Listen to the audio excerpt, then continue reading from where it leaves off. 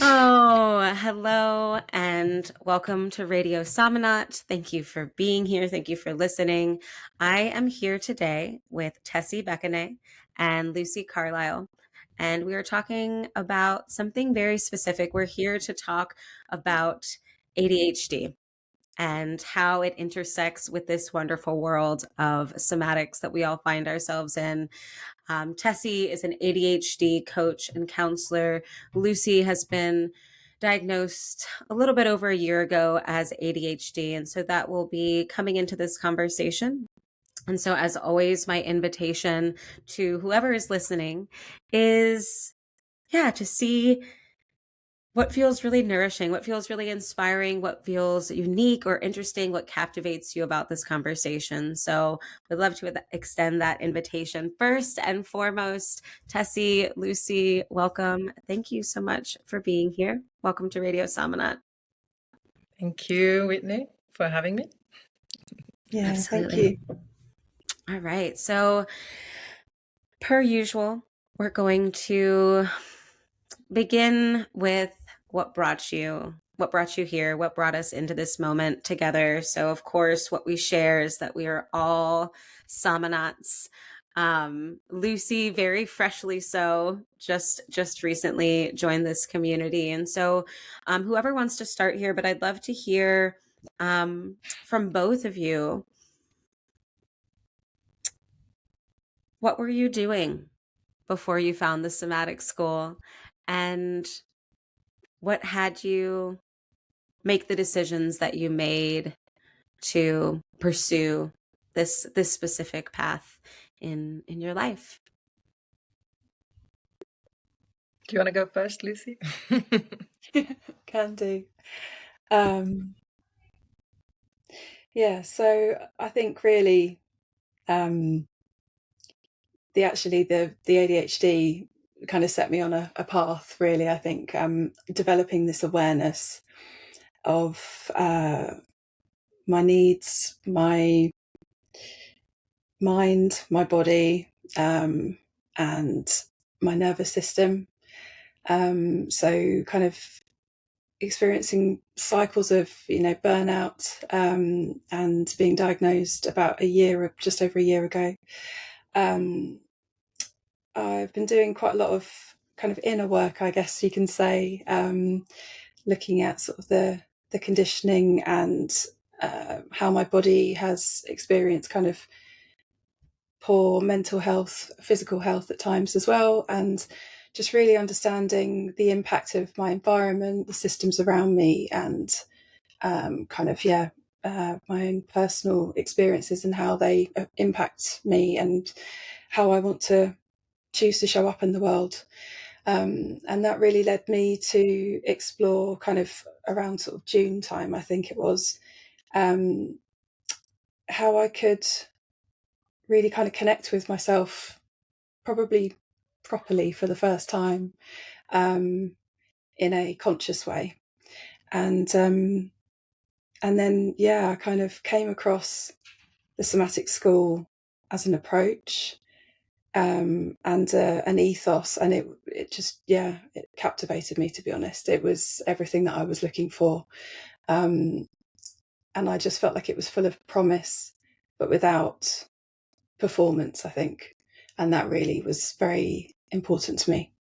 So kind of felt it was the right thing to pursue it and just see where it took me. And I've ended up here speaking to you now, and really still navigating my own challenges and experiences. But I feel nourished in lots of ways, and that's really lovely. Yeah. Thanks, Lucy. Yeah, Tessy. How did I get here? So before joining the somatic school, I worked at a competence center for learning difficulties and neurodiversity. After having been to different spaces, I've also worked with gifted children and intellectual disabilities, and I was also going through like my own story, my own trauma, my own family history. And I started my own therapy in around early 2020s.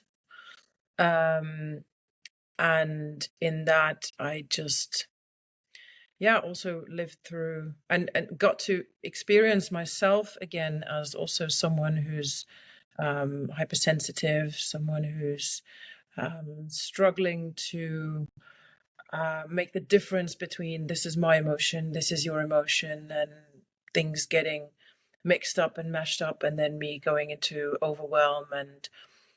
And although, I mean, I've had a lot of experience before, I did a lot of assessments in the neurodiversity field and area. But then it was just all of these things were reflected back at me. And although I could cognitively understand what the person was saying to me and it landed in my head, it felt sometimes like, okay, I understand this process, I understand this is what happened to me, I understand how it led to this, but that still didn't mean that I managed to really change anything about it, because it hadn't really landed energetically, it hadn't really landed in my body. And then I would go out of these sessions and, like, I don't know, weeks after, I had this moment of like, oh, I just felt something drop in my body. I was like, oh, so that's how it feels. And that's the moment where I feel like, okay, maybe next time I experience this in my body, I will be able to change my response. And so I also had this lovely friend of mine who at the time was already a somatic coach, and she introduced me to somatic practices a little bit, and then also to the somatic school. And then I just thought, well, that's what I think this could be, well, first of all, really good for myself, and also I feel like I can, when I work with people, I can, when I bring this in, that might be the thing that changes the thing for them, and then I became self-employed. So I finished the somatic school course about 2 years ago, started my own thing, and since then I've been working not only, but also a lot with adults with ADHD, or a lot with parents who have children with ADHD. And the somatic approach just changes a lot, in the sense, because there's a lot of this, this turning in the head all the time, the racing thoughts, and I can't get out of my head, and then once we bring things into the body, it kind of feels like a bit of a respite for the brain. So and that's where I am now. Thank you so much. I want to stay with you, Tessy. I want to hear a little bit more about this. So I also want to name something that feels like it's here, is this, do I call it a double-edged sword? Just this kind of multifaceted attraction, being there's a professional element to what has brought you both in, and there's a personal element to what's brought you both in terms of the somatic school, and what brings us here today, and what has us having a conversation with one another. And so I guess I'm just naming that, hoping, trusting that may come back through. But Tessy, I'd really love to stay with the work that you do, and working with ADHD adults, and working with parents of ADHD children. You said this is something that you had done before coming into the somatic school. You've gone through the training, you've been out for 2 years, and I'm just really, what have you been finding? Where are you finding somatic coaching, body oriented coaching, this approach. Yeah, where is it meeting this particular population of people, or what are you finding feels really rich about incorporating what you learned in the somatic school with this working with ADHD adults, parents of ADHD children? So I asked that three ways very similarly. So yeah, I'm just fascinated. I'd love to know where somatics meets this, where somatic coaching meets your experience working with these Yeah. populations of people. I think I just briefly want to also point out the difference of the work that I did before and the work that I do now, because before I was working for this organization and I was very limited in how I was allowed to do the work, because I was mostly doing assessments. So I know all about how to assess for ADHD, but then I'm very limited in how I can deal with it after, or deal with the people, or help the people afterwards, because it was always a school context. So I was limited to, well, maybe 1 or 2 meetings with teachers, a couple of meetings with parents, and then that's it. And then the next one, right? So now my work has changed in that I'm there individually for a person or for a family, and I have a very different view also of how ADHD or neurodiversity, how it impacts them in their entire life. And I think there's different aspects to it that are important, but now I have this option of, we can follow up, we can do some work, and then some time passes and we follow up and we do some work and some time passes, and I can actually see what their development is, and also how the relationship changes. And I think the way I experience it now is first of all, there's a lot of gratitude just for understanding and for being here to listen, and not just to listen with my ears, but to actually listen with my full body, which is one of the skills to learn also at the somatic school, but also then to make the difference. I mean, I can listen with my whole body, but I can also notice more, which is mine, which is not mine. And then there is the performance part that is being taken out of it, because it allows me to also give the people the opportunity to, you don't need to perform here. You can just, I mean, you can talk about the difficulties that you experience, and I'm not telling you what your difficulties are, you're telling me what you're struggling with, and then we'll see what we can do about it. And then there is a lot of this, because when I invite them to just be, they can also then just drop into their bodies and be with whatever emotion is there. And emotional regulation is something that is impacted by ADHD, neurodiversity. And yeah, I very often I can also just, reflect back, what's going on right now. I can kind of feel something's happening. I can feel, and I can make suggestions. I can also say, like, I experience kind of a little bit of shame. What do you experience right now? I think it helps them in the context of ADHD, where there's a lot of this thoughts racing, spinning in the head, a million things to do, starting loads of things, not finishing anything. These are like a lot of the difficulties that people come to me with. And then they also explain that they don't have enough people who understand them. Like, they go to other psychologists or therapists, and they feel like, well, they don't know anything about neurodiversity, so they don't understand me, and they just tell me it's this and they tell me it's that, and it doesn't feel like it resonates, and I don't feel understood. And I think that's a big thing for them to have, to just be with someone who can say, well, I feel you, I understand you, you're not the only one, and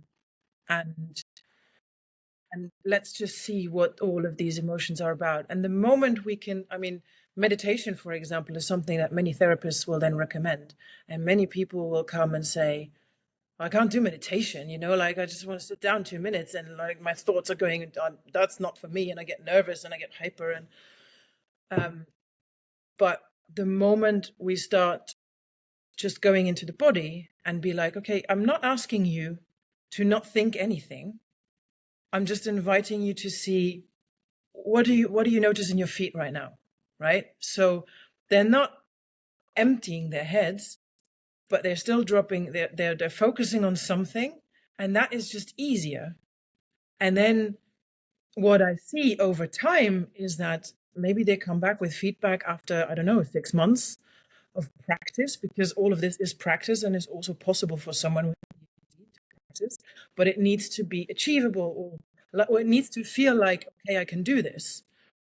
And so after 6 months, they come back and they're like, oh, yeah, I can do this for like 10 minutes or 15 minutes right now. And I feel so much calmer, and I feel like my head gets some space. And I feel more regulated. I feel like I can take care of my emotions. And that then also impacts my kids, because my kids then see me. And I think that's a big one. When I work with parents who come to me because their children have difficulties regulating their emotions, I usually, like, at some point I ask them, well, how do you do that? How do you regulate your emotions? And then we come in the conversation, what comes up a lot is that children are just mirrors of so many things, right? And so they then realize, okay, well, oh, maybe I struggle doing that. And so how can I expect my child to learn that if I can't teach it? And so it happens quite often that parents who come to me because of their children, we do a lot of work with the parents. And so I never really like that just dribbles down into how everything happens at home. And then I don't even need to see the kids, which is good, right? Because if it's never a great experience for a child to have to go to a professional who tells me that something's wrong with me, right? So if we can avoid that, then great. Which doesn't mean that, like, sometimes there needs to be some work done between, or they might need some help as well. But yeah, I think it's the bringing the consciousness, the awareness into the body is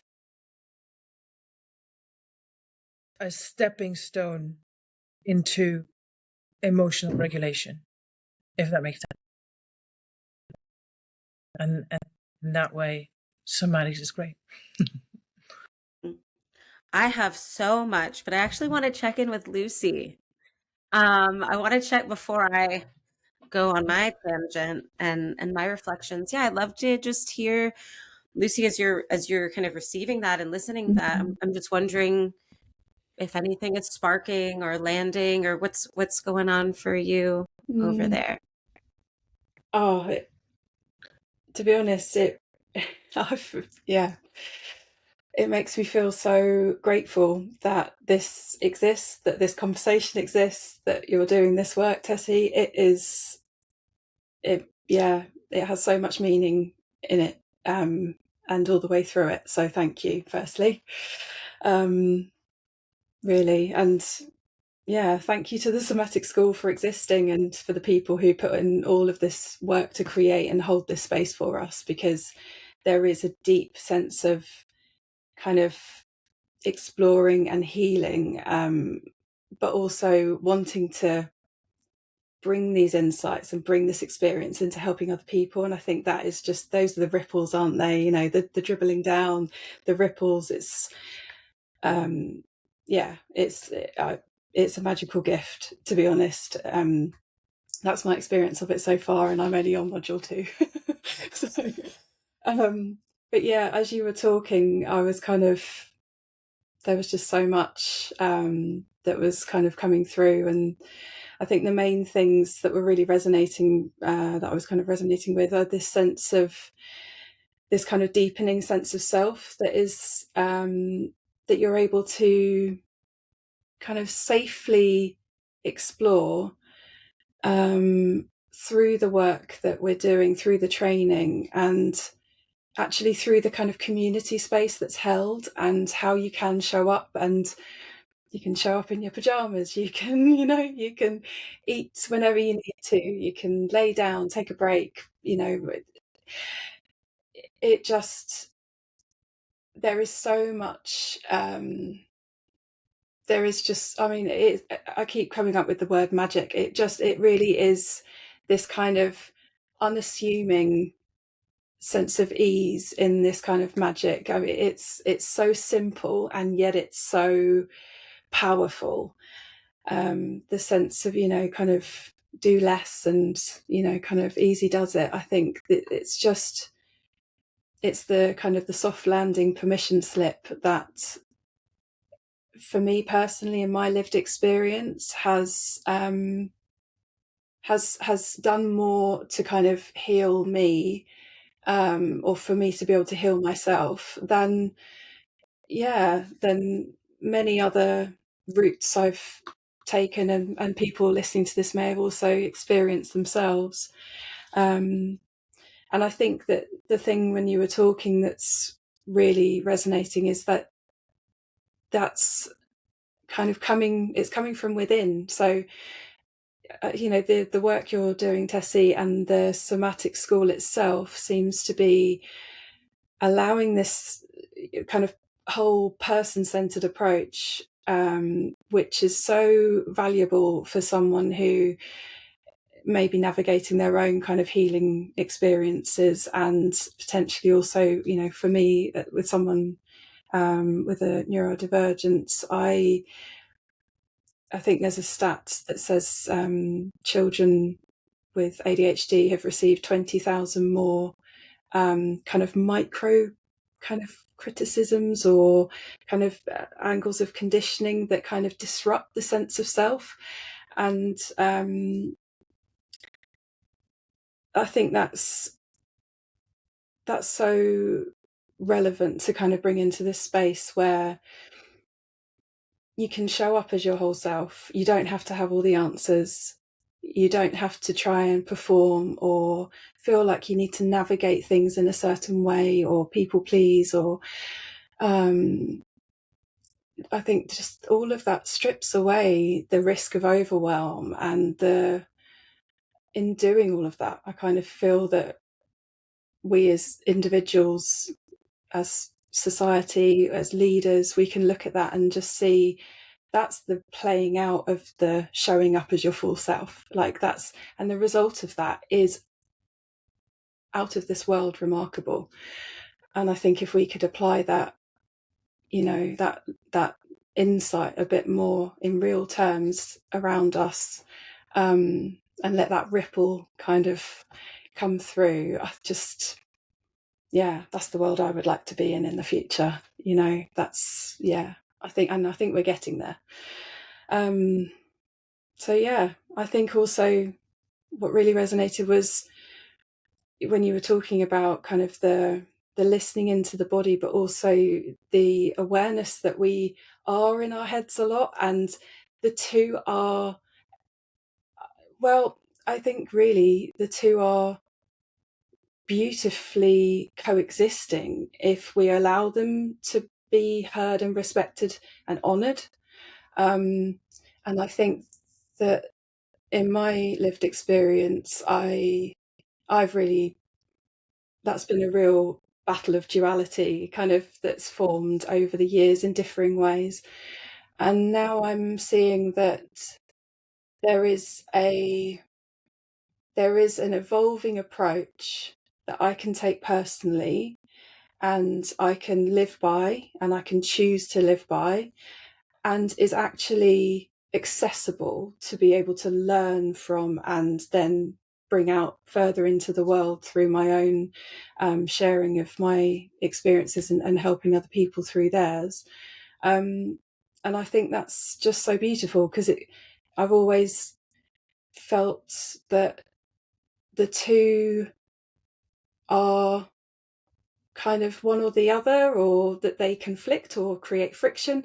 And actually the work that we've been doing to kind of the training, focusing being a great example of this, has been really, it's unlocked, well, it's not even unlocked, it's kind of allowed a remembering to take place, a kind of rediscovery and a reconnection that I think has actually lifted up the mind body kind of connection there. I feel like it's sort of, as someone who was diagnosed in my late 30s, I feel it's a muscle that I'm kind of needing to train. I'm kind of needing to sort of, I guess, build that strength of connection that I can drop into my body.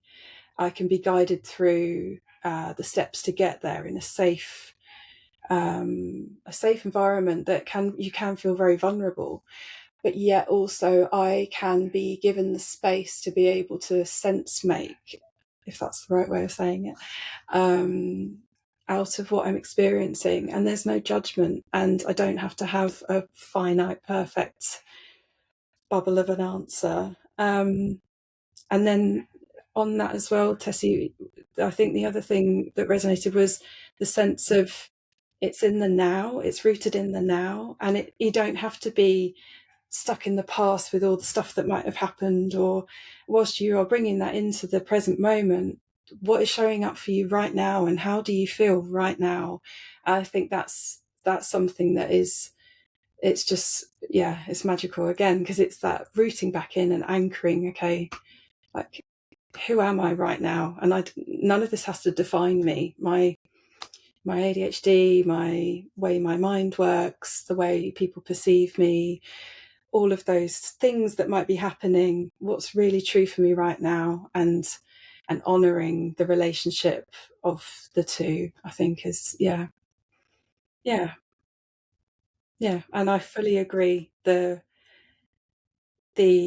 things that I am noticing are that I'm showing up as more of who I am, as I'm finding much more of who I am and who I am now and who I'm becoming, and honouring that as I go, and honouring all of the learning that's taking place through that too, because we're all evolving, we're all growing. But I'm also noticing resonating with what you said about kind of showing up as a parent, and I think bringing it into my relationships with people I work with, and sort of the way I'm choosing to, show up in the world. I think I'm really feeling that my relationships are much more rooted in genuine connection and compassion and curiosity. And I feel that's, even if I never did any more of this, if I had to stop tomorrow, I think that in itself has been so powerful and transformational. So yeah. Thank you, Lucy. Thank you both. This is so rich, and it's just, there's so much metaphor that's coming really for me right now. But I mean, what I'm hearing, or what I have a sense of in this moment, and I think through what both of you said, there was this element of simplicity, and what's coming for me is the simplicity and the potency of just holding someone's wholeness. And Tessy, as you were sharing about your past work context and really just the assessment piece and the performance piece, and only engaging with this person in this specific capacity, And then even talking about this ripple effect of the co-regulation or the emotional regulation that's happening in the space with the parent that then ripples out towards the child. And I just have a sense of this, like, zooming out, the sense of zooming out and just broadening the scope and holding the whole. And I think that certainly is something that the somatic school teaches really well. And then just stemming from really the roots of coaching, that we are all creative and resourceful and whole, regardless of diagnosis, or if our neurodiverse brains fit into the context of whatever the mainstream is deeming neurotypical. It's just holding the whole person and what that can begin to unlock for someone. Like, I just have a sense of that in this moment. And then the other thing, I mean, yeah, like a broadening, but also a dissolution of, I guess I want to say boundaries, but really what I'm thinking of is what Lucy, you said about, and I'm here for this, and I fully agree with this. And this is also, um, a kind of mission of the somatic school, is really dissolving that binary, that the Cartesian split, between mind and body, and really perceiving the system, the person as whole, and being compassionate and being curious about what happens when we can be with someone, be with a whole person, and really hold a space where someone, regardless of background, feels that they're safe to come in and express and be authentically wholly themselves in that space, and what might unlock as a result. So, I mean, there's just something, I think, that is so far beyond just this very specific topic that we've come here with. And what it feels like it's pointing to is maybe this question of,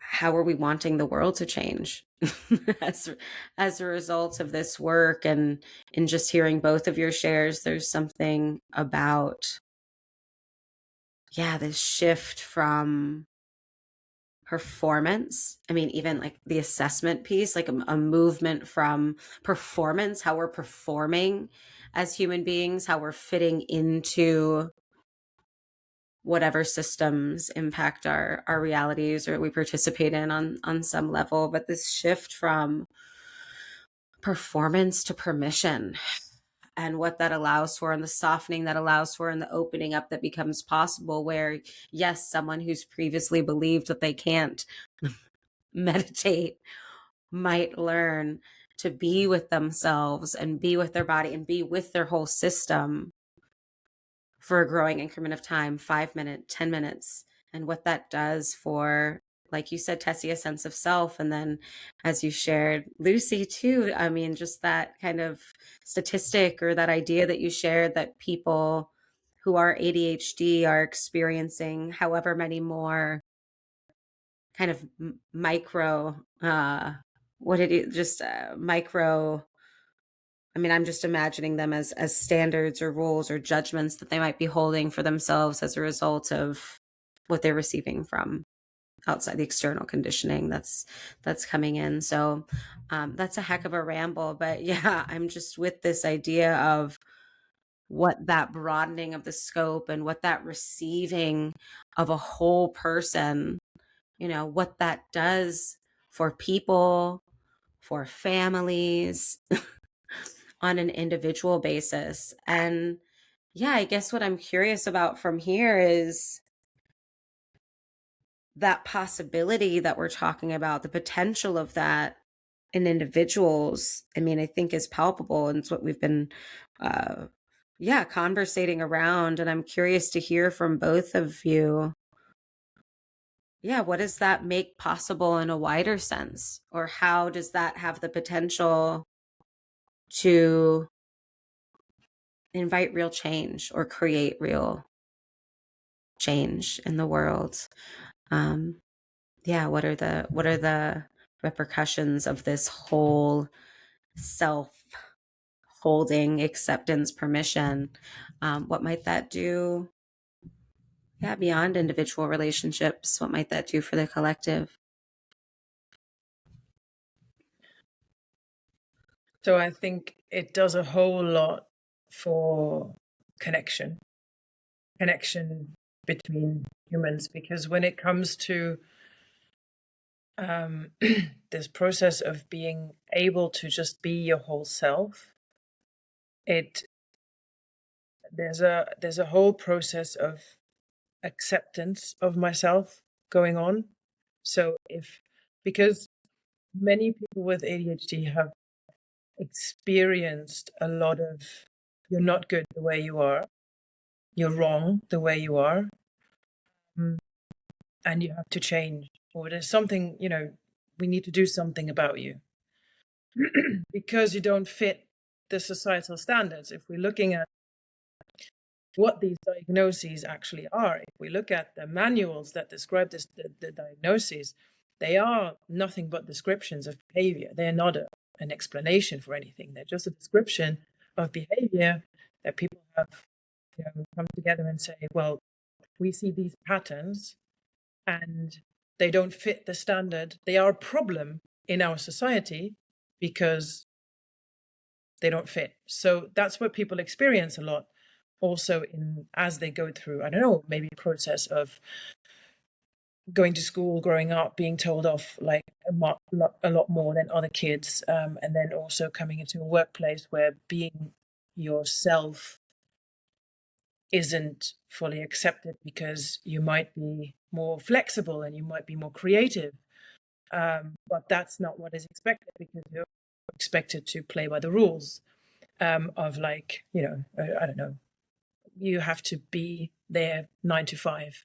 You cannot be here 9:30 till 6:30, right? So, very basic example. But I think if we can come into this on a wider scope, if I experience that someone else is accepting me the way I am, and I can show up the way I am, I can also learn through that I'm okay the way I am.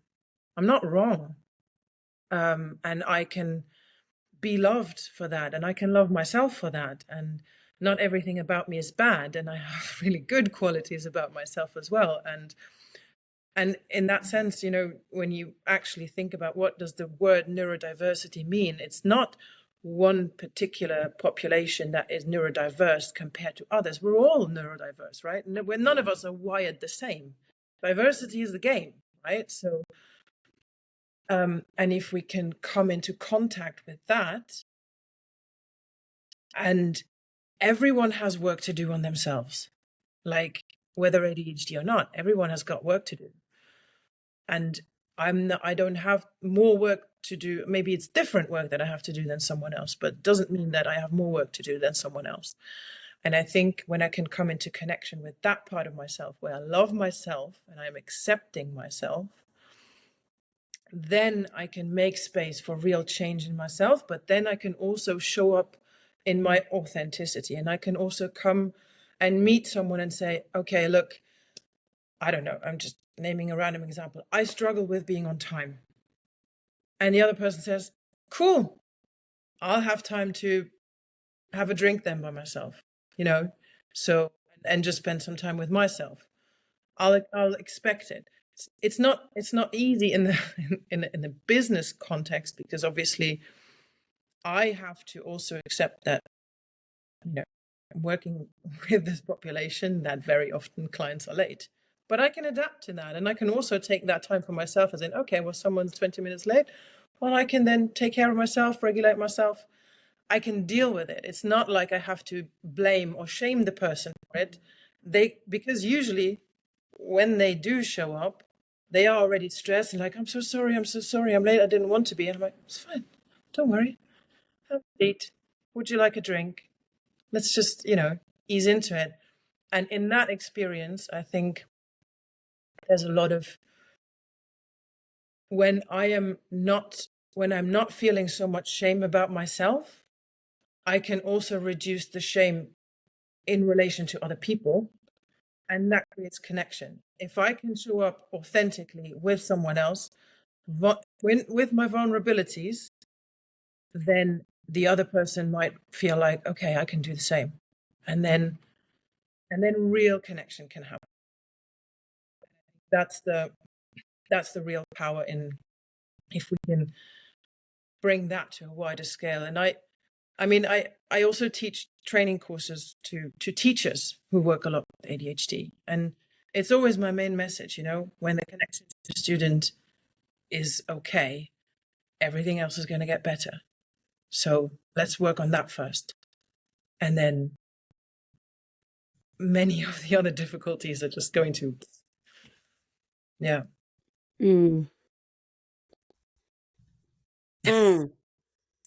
Real connection, power of real connection.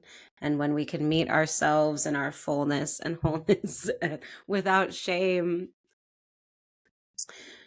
what does that do for how we treat others, how we engage with others, how we move through the world? I think that really comes back to this cascade, this ripple effect. And I mean, to be honest, that's why I'm hosting this podcast, because that ripple fascinates me.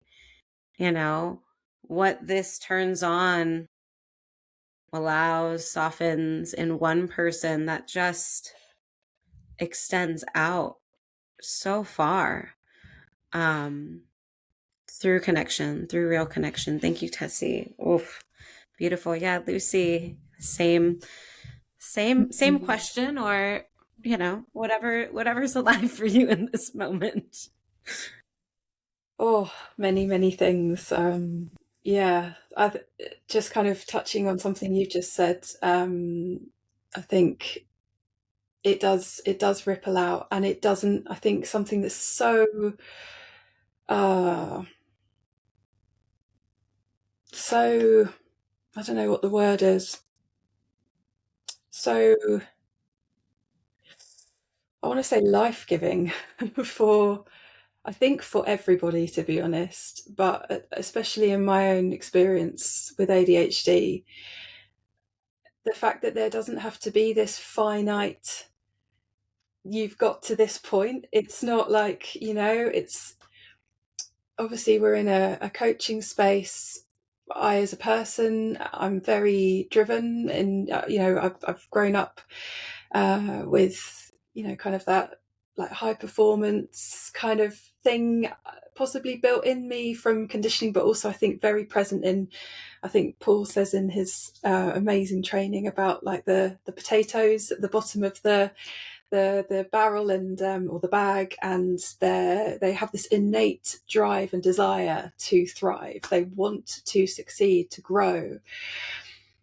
And I think that's where this is so incredible, because we live in a society, most of us, I think, who we've kind of got this, we've got to get there, it's kind of this, and the sense of freedom, liberation, but also the ability that comes from that in terms of creativity and flow is just, I mean, it is always life-giving beyond that moment, because it's just infinite possibility. It doesn't have to end. It doesn't have to be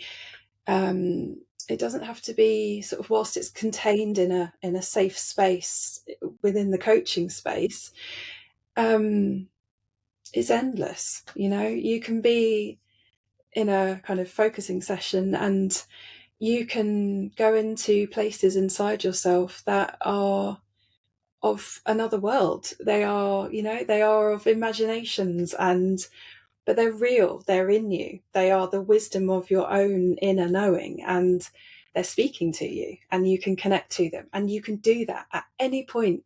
At any point, you can be in the most crazy situation. You can be with some draining energies around you. You can, as the highly sensitive empaths that I feel may listen to this, speaking from my own experience, like being able to have that well, I guess it is a superpower of, we've all got it.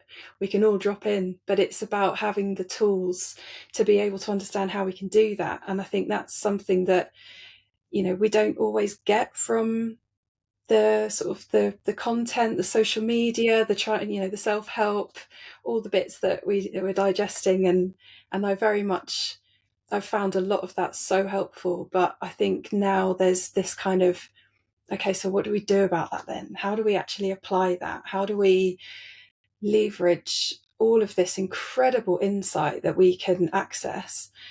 And how do we do that safely? Because, I mean, again, from my own experience, and other people may resonate with this, but the environments that we have grown up in, or that we live within, that we kind of have our everyday life in, they don't allow for that space to explore and to safely be, I guess I want to say validated, but I think also just like given permission to just to be held in that, like, kind of, for me, only in my more recent years, I'm actually really understanding that sense of self, like, properly. And that sense of self that is infinite. It doesn't have to end. Obviously, there'll be a day when I and my body am no longer, but it's that regenerative, evolving adventure of life. And that's where the joy and the magic come from. I think that's just incredible. And I think something to also kind of share is remembering that the roots of the somatic work, of the somatic school, the ethos, a lot of the stuff that we all are learning and also know ourselves, is ancient. It's bringing together the East and the West of, kind of all of this knowing. And it's I think really truly making that accessible. So we talk about inclusion, we talk about accessibility, equity, and I think that's something that we forget in our everyday lives, going through all the busyness, and we're told, we're what we think is maybe wrong, or it's invalidated or belittled or misunderstood, misrepresented.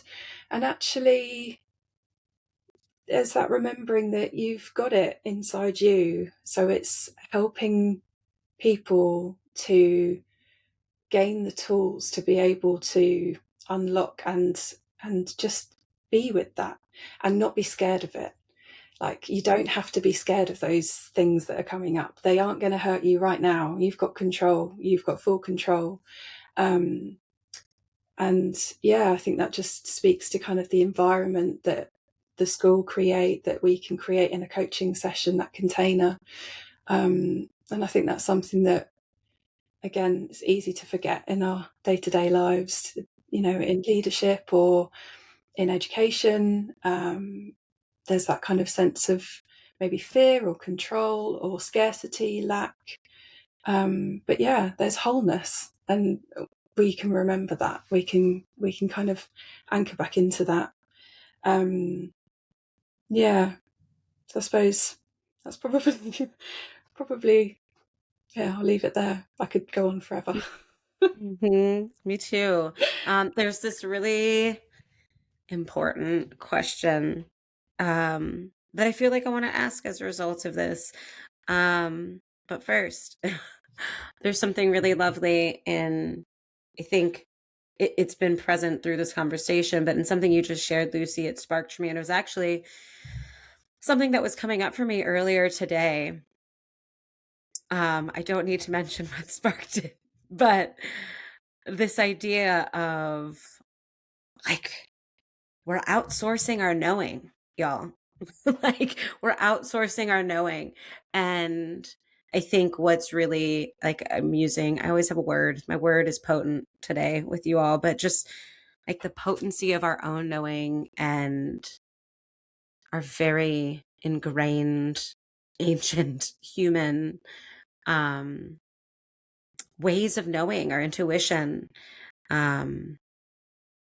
sensation. I mean, all of these, just the way we engage with the physical world and with our lives, if we allow for it to be that way. I mean, these are abilities and wisdom that we've contained for millennia as we've been evolving as a species. And so I just feel that really present here is this idea of coming back to our own knowing and our own knowing of the idea that we are whole and that there is this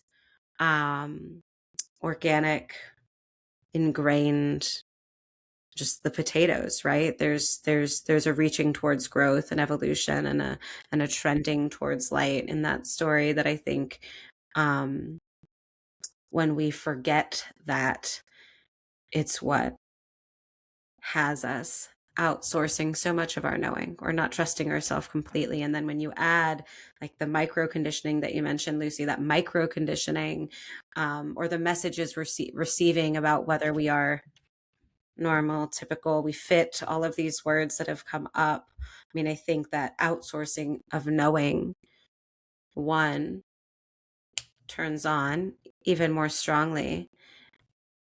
And then there's so many sources that we might go to.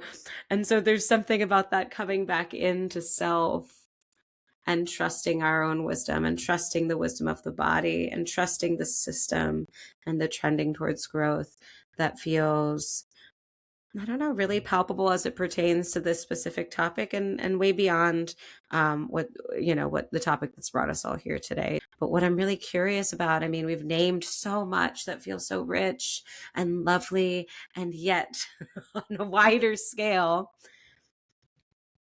doesn't feel like where we are in the Western world at the very least.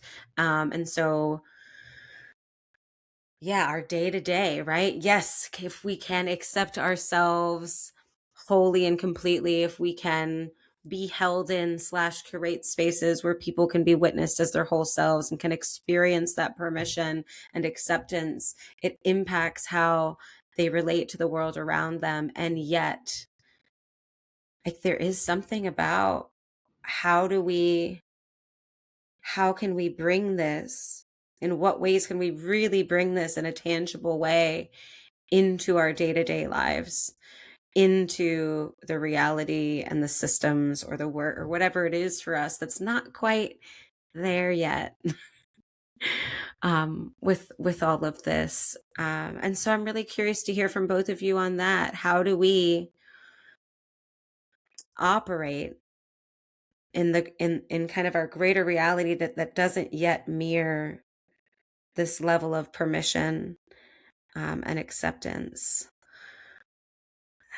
How do we bring this into that reality without losing ourselves again? Just, I'm happy to, yeah. I'm going for the easy questions today.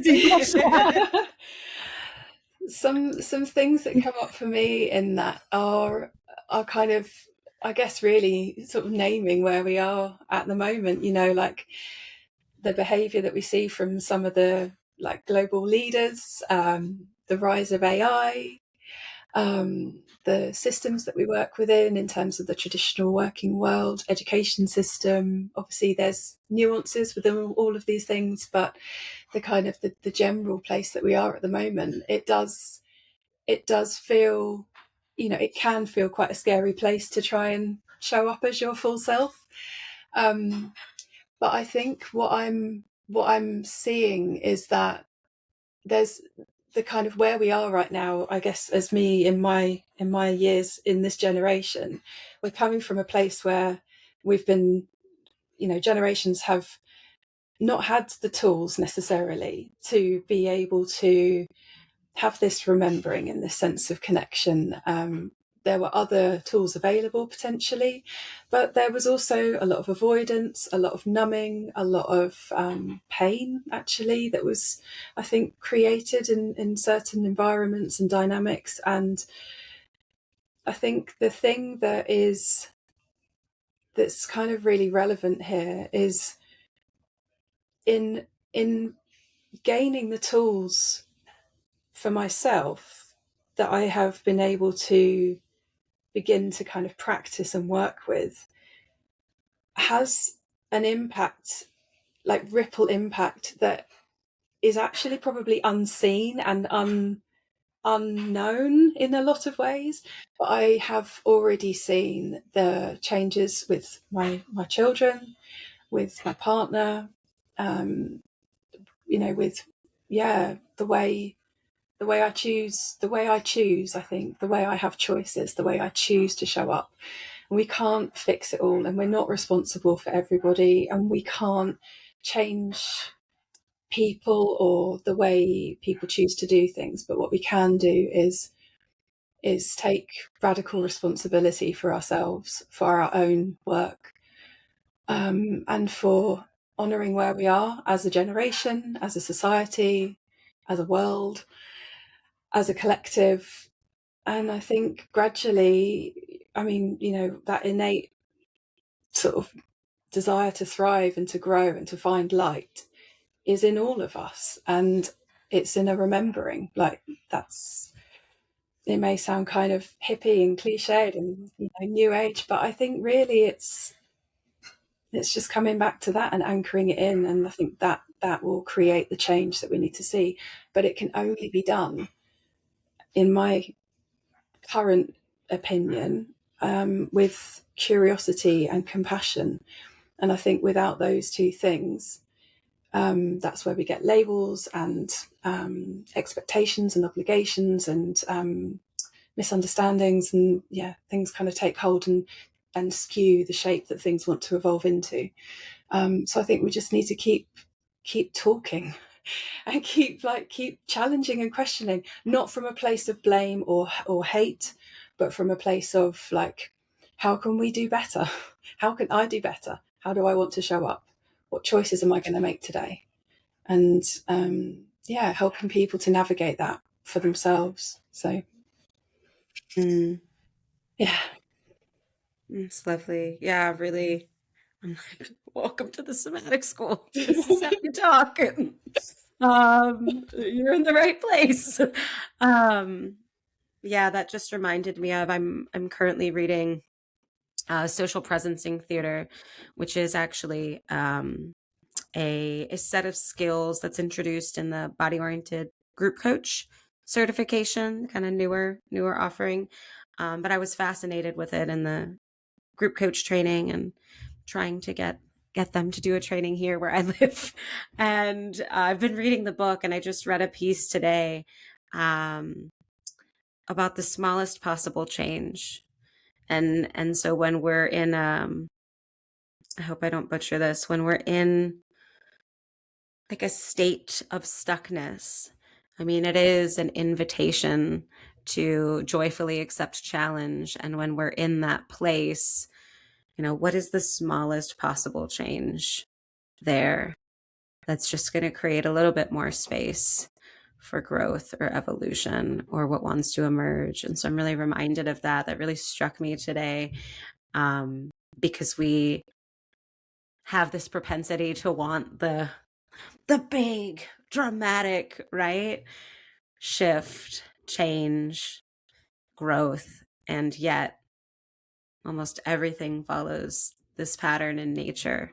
The smallest possible change and a little bit turned towards the sunlight. And so I'm just really reminded of that. And it's just quite nourishing for that to come back around. So thank you, Lucy. Tessy, I'd love to hear from you on this. I think, well, I fully agree with what you both said, and I think something that I find really important is to this idea of choice and responsibility, because, and maybe I'll start with the somatic school. We're bringing the mind and the body together, right? It's one. It's one functioning system, and we don't separate it. And I think that's what's missing in professional approaches, because we have the medical approach in the Western world. We have the medical approach, and then we have mental health, and they function as if they weren't one, right? And so when it comes back to being my full self and developing my full self, I have a choice.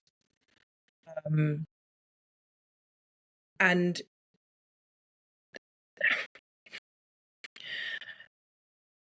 many people who get diagnosed, especially medical, they, at least this is what I hear from clients. Their doctor told them, you have ADHD, it's genetic, can't do anything about it, here's your medication, right? So that leaves you with, well, I can treat my symptoms, and that's helpful sometimes, and sometimes less helpful. But it feels like, to me at least, when someone says that to me, it feels like I'm stuck with it. So I'm like, okay, so I have no agency here. I can't do anything about it. And I think that's really dangerous because it's not true. Neuroplasticity teaches us otherwise. We have a choice. We can do things. We might need the right help and guidance to bring my physical and mental health together, to bring my left hemisphere and my right hemisphere together, to bring my body and mind together. I might need the right help and guidance, but I'm not stuck. I have choice. And when I know that I have choice, I can also take the responsibility. And I might not be able to change everything about myself. And I don't need to change anything about myself. I just need to take the responsibility for the things that are harming me or others that are important to me or even not important to me. But I don't need to change all of who I am.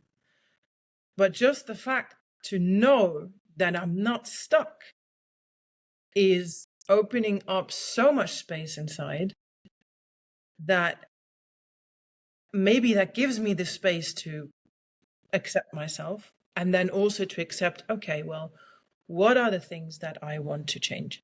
What are the things that I want to work on or work through? Because they are just, really difficult for me in my life. I think the idea of just, I was just also listening to another podcast. I can't remember the person who was on it, but she was amazing. I might look at her. She was talking about the two hemispheres of the brain, and but also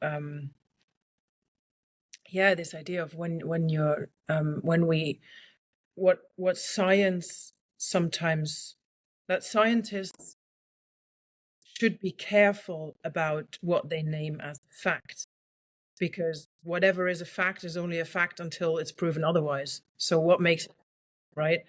So and I think we need to, the way we can influence and, well, the way we can help the rippling down of the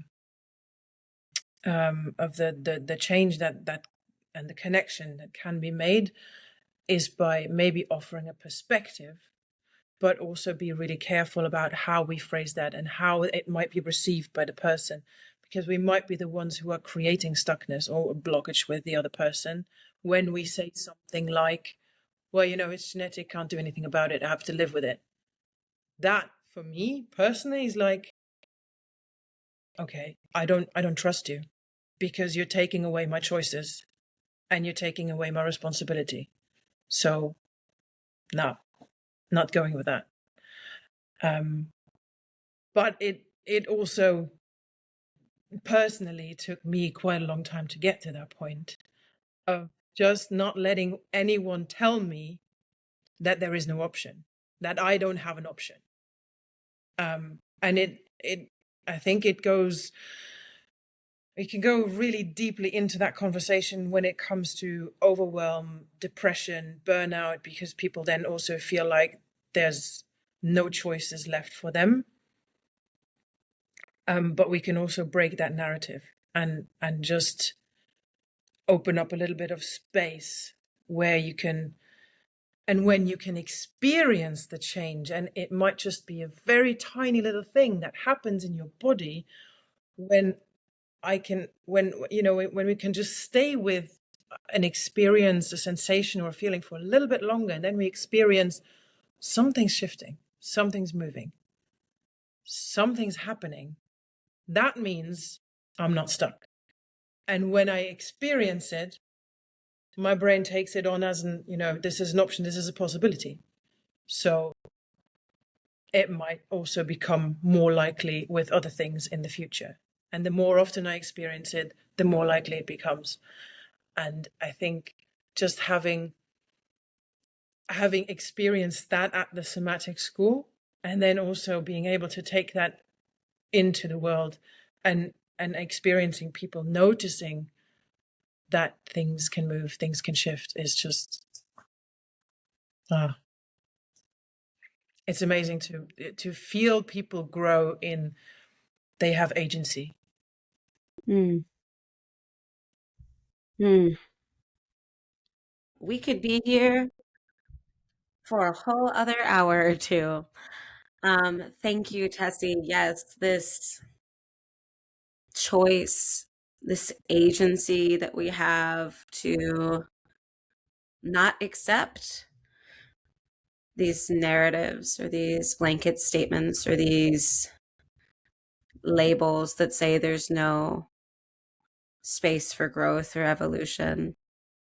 And I think that is so, yeah, the potential of that, the ripple effect of that. Thank you. Unfortunately, we have to close things out here. Already. I would love to end in the style of the somatic school with what are you leaving here with? Whoever wants to jump in. What are you leaving here with? I am leaving here with a warm, fuzzy feeling in my stomach that makes sense to me now as gratitude and excitement. Thank you, Tessy.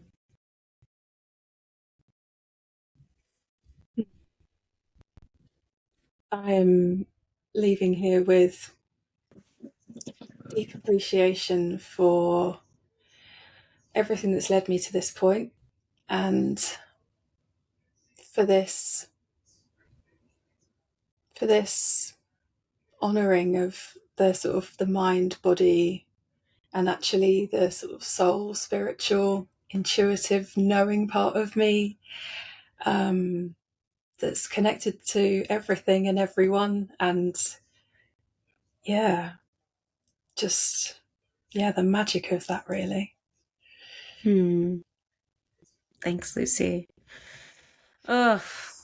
Yeah, leaving here always with a sense of connectedness to people that I didn't know so well, to the mission and purpose of this podcast and the wider sense of the school. And I'm just, and a fascination as well, because I think this season has been more specific. We've come into the season of Radio Samana with specific ideas for topics that we want to bring forward through the lens of the somatic school, through the voices of Samanats. And I think even with that specificity, there is just such a sense of simplicity and connectedness and profundity and potential for our listeners or our watchers.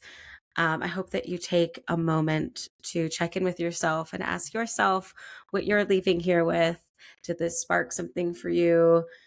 Did you find something in this conversation nourishing and inspiring? We'd love to hear about it. But Tessy, Lucy, thank you so much for being here. It has been a pleasure. Thank you, Whitney. It's been a real pleasure. Really nourishing. Yeah. We'll see you next time. Thanks for listening or watching Radio Samanat.